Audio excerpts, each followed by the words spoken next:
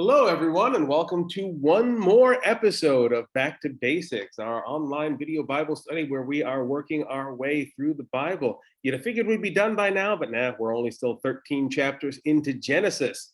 Yay, this is going to take forever because it's a long book. So, Content! I know! Like, I gotta be honest, I follow a podcast that goes through all of the episodes of Star Trek from beginning to end, and they've got less content than we're gonna have if we ever actually finish this thing. And I'm proud of that, because let me tell you, the Bible gives and the Bible takes away, but the one thing it gives is content. Life's a journey, not a destination, right? Exactly. So as I intimated earlier, I remain to be Pastor Don, despite all efforts to the contrary, and joining me is the magnificent Courtney Fraley. Courtney. Yes, exactly. Courtney. That's the one. It's not like I've known you for forever or anything.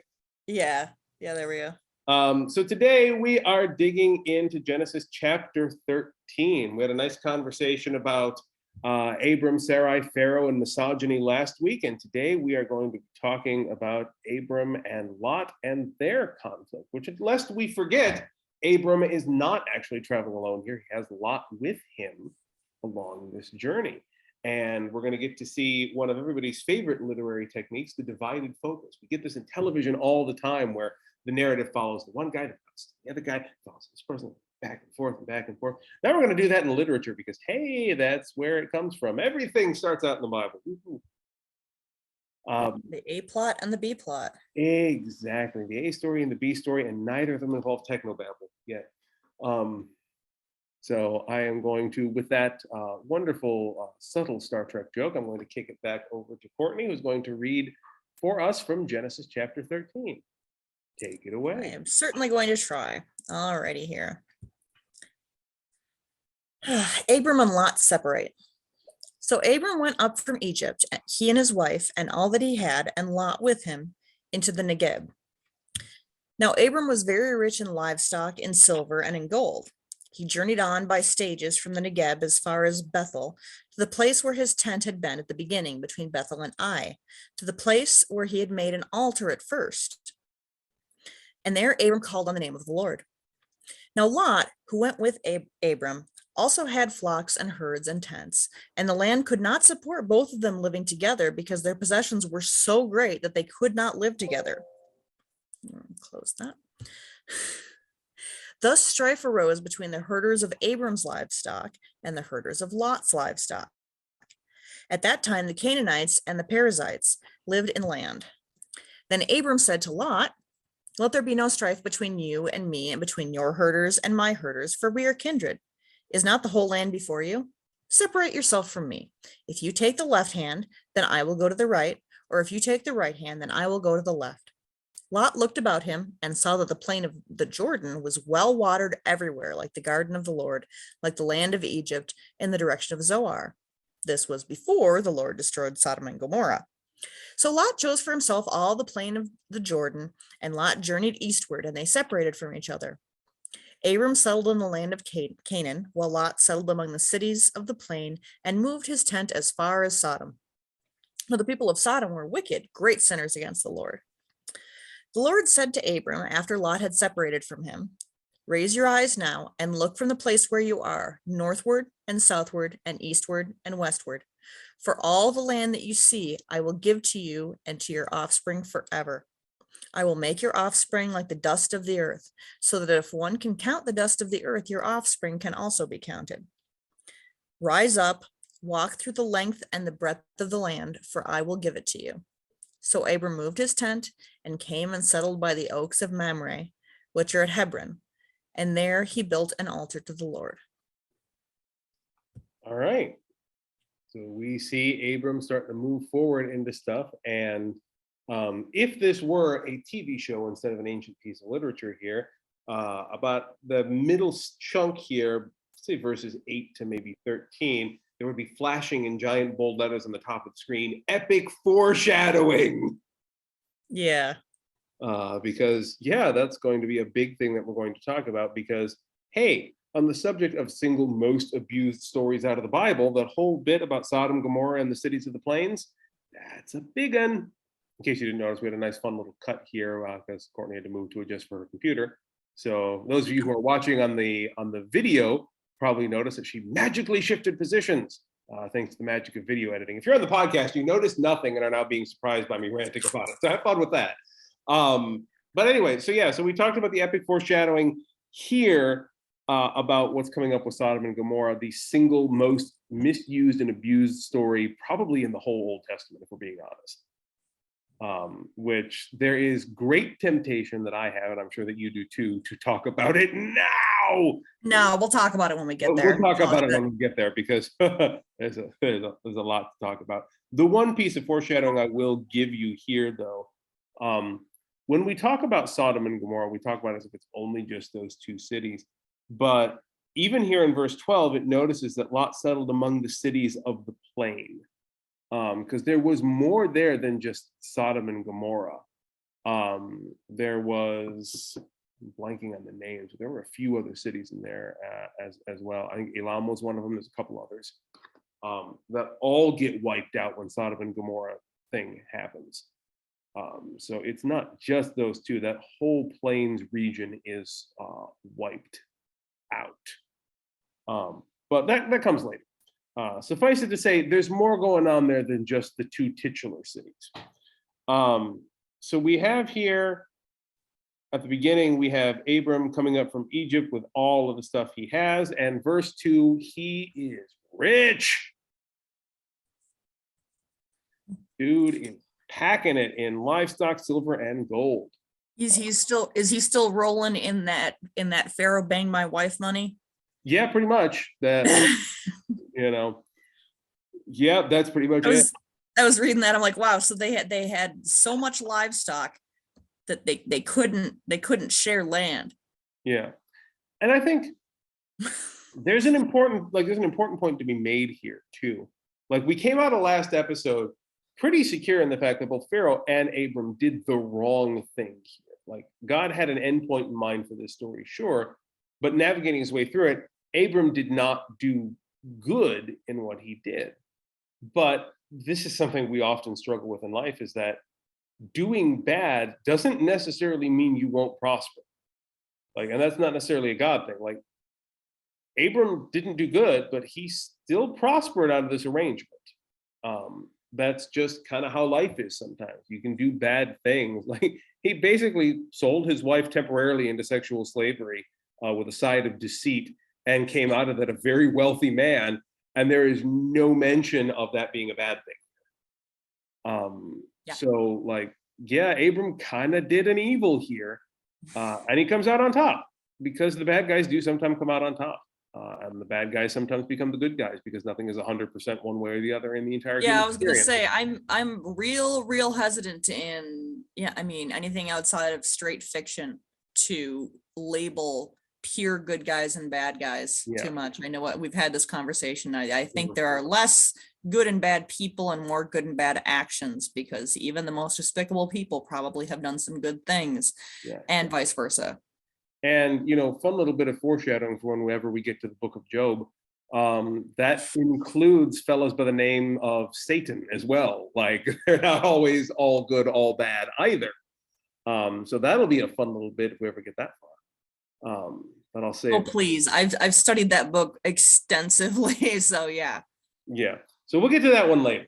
But for now, we start out with Abram benefiting from all the livestock, silver, and gold he got from whoring his wife out, and now there's just too much of them to share the land.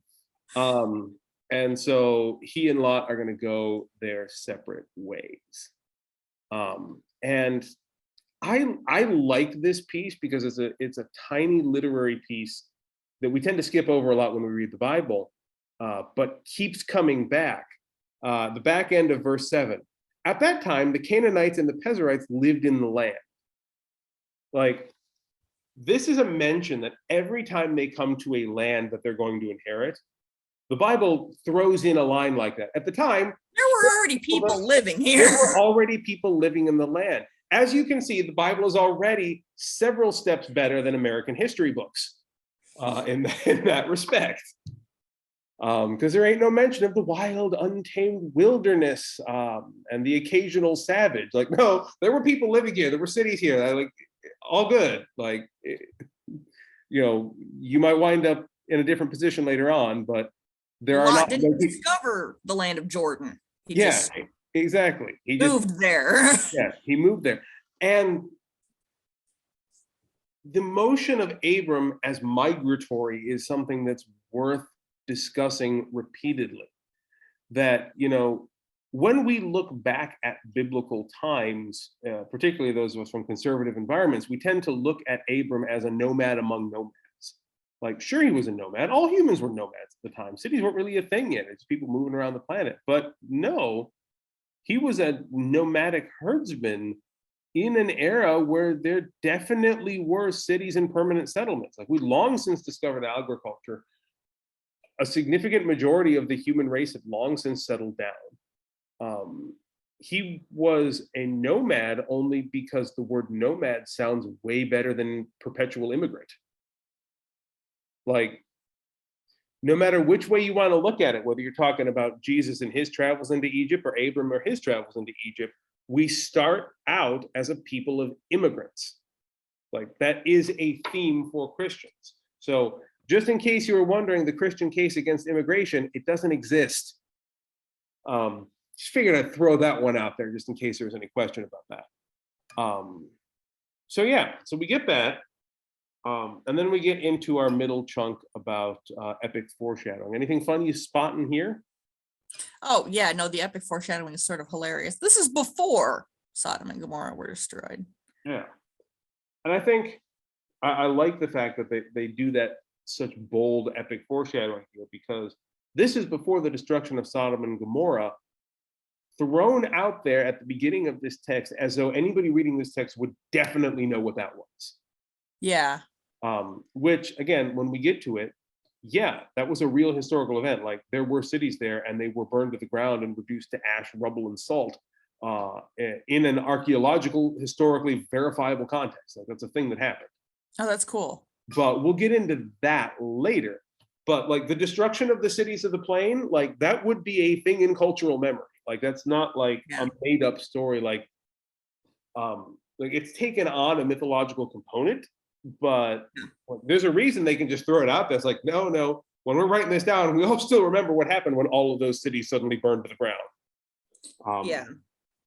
So there is that. And I assume they also know we're going to write this down later in the event, that somehow someone doesn't remember this. That's like a huge cultural touchstone for us. I had something I was going to say, but I forgot it. Continue. Yeah. Oh, I know. Yeah, that's something that's hardly exclusive to the Bible either. I remember, I want to say definitely during our lifetimes when they found out that the Iliad, like, I mean, obviously not all of the finer details about, you know, the gods stomping around on the battlefields and what have you, but that, like, that the Trojan War totally freaking happened and here's where it was and all that. Like that was something that was very much up in the air for a long time. Yeah. And that's one of the cool things about archaeological studies as a field is we often find out that for generations, we just assumed these were fictional stories, and then all of a sudden we find the places where they happened. The line, and this is why I'm hesitant when people try to say that the Bible is totally mythological or that the Bible is totally historical, is because particularly when it comes to ancient texts, the line between history and fiction wasn't as clear of a delineation as it is today. Like, today, we see historical accounts as a totally objective field over here, and fictional stories as a totally objective, or not totally objective, totally subjective field over here, and never the twain shall meet. But in ancient times, like, yeah, the two interacted all the time. You didn't have like Lord of the Rings and Sonic and stuff to start writing terrible fan fiction about. You would just do it about historical events. Well, and it strikes me as they were just like, okay, let's write down all the really important stuff. And that seems to be like, okay, regardless of whether this is like myth and legend or verifiable historical fact. Yeah. These are our stories is basically the theme of that. whether those stories are fictional and intended to provide entertainment, to provide a moral lesson, or to provide an actual accounting of what happened, history was a much more fluid concept in those days. It didn't really matter to ancient writers whether they were talking about something that had objectively happened, which is why we're finding components of stories we thought to be fictional popping up in the historical record. That's why you can be like digging in a random archaeological site and know, holy crap, is this Troy? I thought that wasn't a real place. Like that stuff can happen, which is kind of cool in its own right. But that's why we see a lot of this kind of overlap between mythology and history, is because they weren't different things at the time. It does make trying to take an objectivist view of the Bible damn near impossible, because there's no real way of knowing what constitutes a modernly objective historical account. And part of being a faithful student of the Bible is being at least a little bit okay with that. Like, no, we're never really going to know exactly what happened. Like, we're pretty sure that Abraham was a person who existed in this era, who kind of built up his environment. Some records of his travels through Egypt, I think, have endured. All of the cities described here for the first time in the Bible, like we're now talking about cities that actually exist. His father Terah came from the city of Ur, which was a real place, only discovered like in the last couple hundred years, I think, like fairly recently.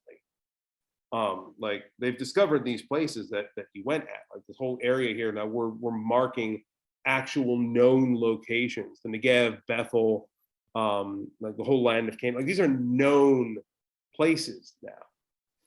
So we are no longer in a strictly mythological context. We're in a historical context here, and there are pieces that indicate this may be true, and there are places where we're like, clearly that is an historical embellishment that's made for a moralistic purpose or a mythological purpose.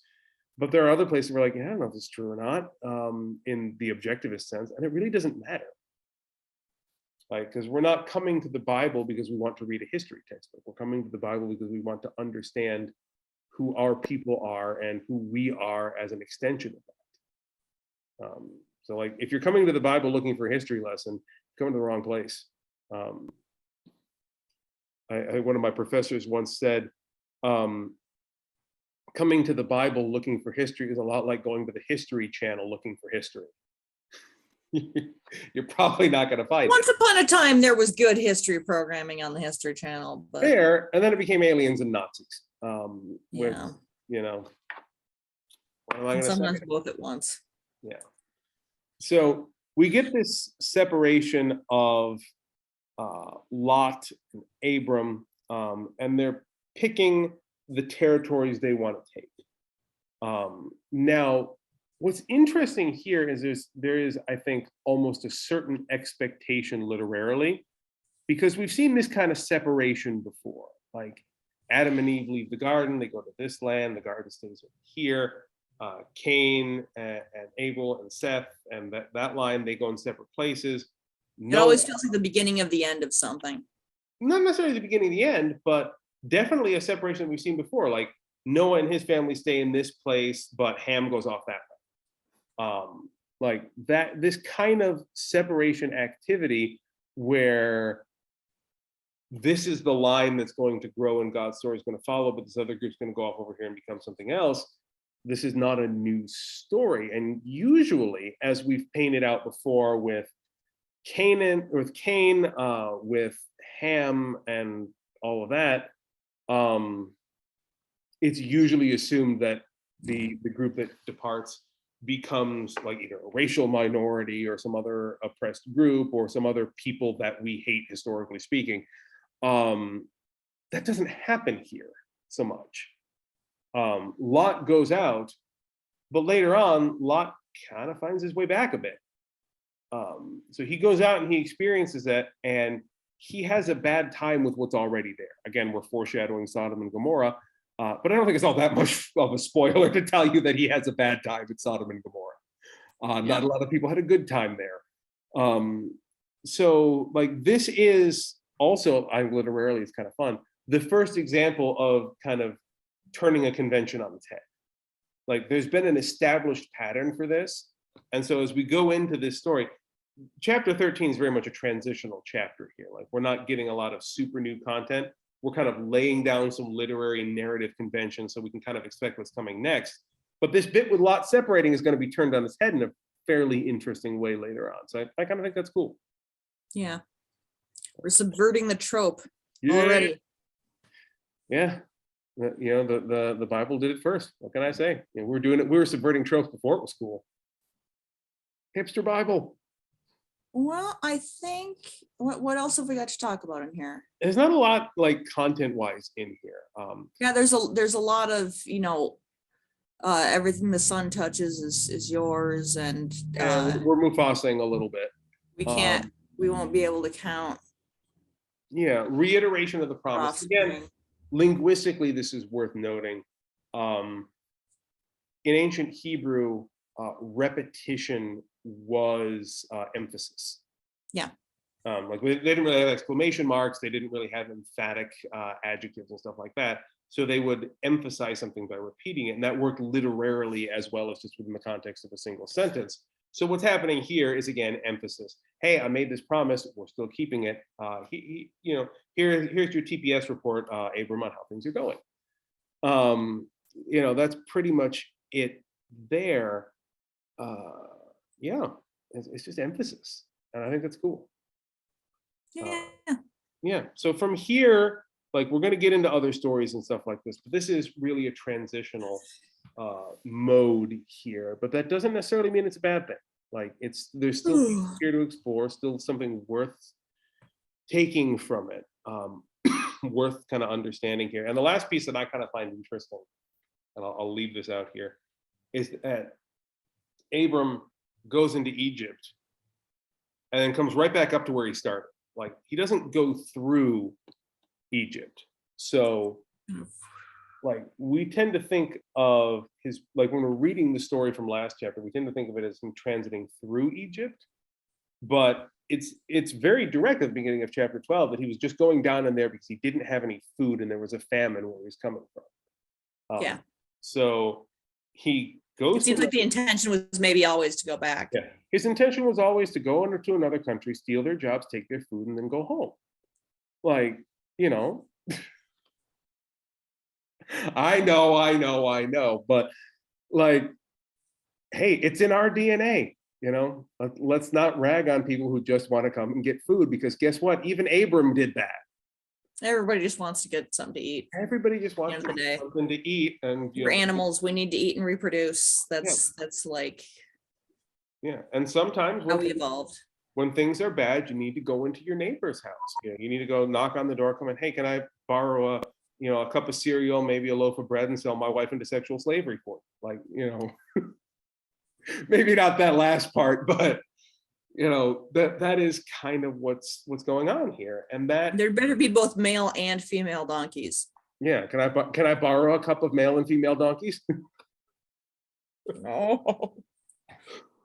You know, but that motion there, like, he wasn't doing, I don't mean to make this a referendum on American immigration law, but he wasn't doing what we would consider legitimate immigration. Like, he wasn't coming to integrate into Egyptian society. He was coming there to get his and move on. And that's not at any point treated as a bad thing.